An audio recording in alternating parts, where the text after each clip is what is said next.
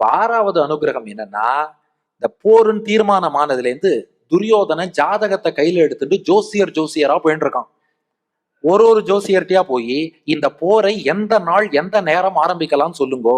துரியோதனை எப்படிப்பட்ட கேட்டகரின்னா, நாம செய்யற செயல் நல்லதா கெட்டதான்னு பார்க்க மாட்டான், நல்ல நேரத்துல ஆரம்பிக்கணும்னு பார்ப்பான். ஏன்டா தப்பான செயலை பண்ணிட்டு நேரம் மட்டும் நல்ல நேரம் பார்த்து என்ன பிரயோஜனம்? அந்த மாதிரி ஆள் அவன். ஒவ்வொரு ஜோசியரா போனா யாருமே அவனுக்கு ஜோசியம் பார்க்கல. ஏன்? A bad workman always blames his tools. Duryodhana நாளைக்கு தோத்து போயிட்டான்னா ஜோசியக்காரனை வந்து அடிப்பான், நீ தான் தப்பா நாள் குறிச்சு கொடுத்த அதனால தோத்தேன். அவளுக்கு தெரியும் இவன் தோத்துருவான்னு. யார் அடி வாங்குறது? அதனால பார்த்தா, அப்பா இந்த ஜோதிடத்துல கெட்டிக்காரன் யாருன்னா சகதேவன், அவன்கிட்டயே போய் கேட்டு கொண்டா. சரி பரவாயில்ல, அவளுக்கு தொழில் தர்மம் உண்டு, கேட்டா கரெக்டா சொல்லுவான். துரியோதன நேரா பாண்டவர்கள் முகாமுக்கே வந்துட்டான். சகதேவனை வந்து பார்த்தான், ஜாதகத்தை கொடுத்தான். பா, நான் என்னைக்கு போற தொடங்கினால் எனக்கு வெற்றி கிடைக்கும்னு பார்த்து சொல்லு. சகதேவன் எல்லாம் பார்த்தான்.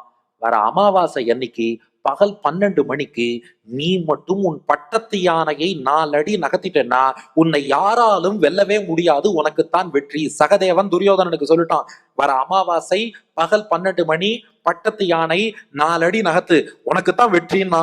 ரொம்ப சந்தோஷம், நன்றின்னு துரியோதனை கிளம்பி வெளில போயிட்டு இருக்கான். அப்பதான் பீமன் வரான், துரியோதனை போறான். வெற்றி மீது வெற்றி வந்து என்னை சேரும், அதை வாங்கி தந்த பெருமை எல்லாம் சகதேவனை சேரும்னு பாட்டு பாடின்னு போயிட்டு இருக்கான்.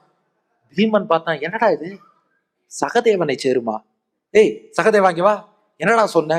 இல்ல, துரியோதனை வந்து போர் தொடங்குவதற்கு நல்ல நாள் நேரம் பார்த்து குறிச்சு கொடுக்க சொன்னான். தப்பா தானே குறிச்சு கொடுத்த?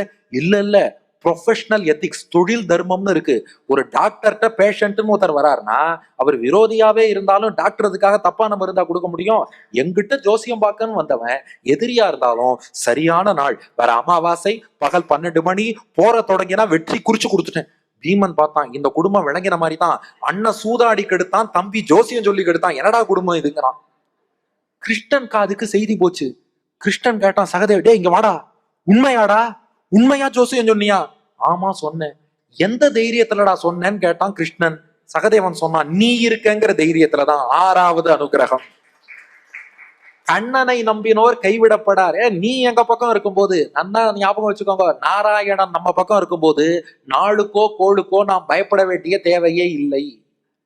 பகவான் நம்ம பக்கம் இருக்கான், நாம ஏன் கவலைப்படணும்? அதனாலதான் சொன்னேன்னா, ஆச்சாரியன் அனுகிரகம் பெருமாள் அனுகிரகம் இருக்கும்போது கவலைப்பட வேண்டாம்.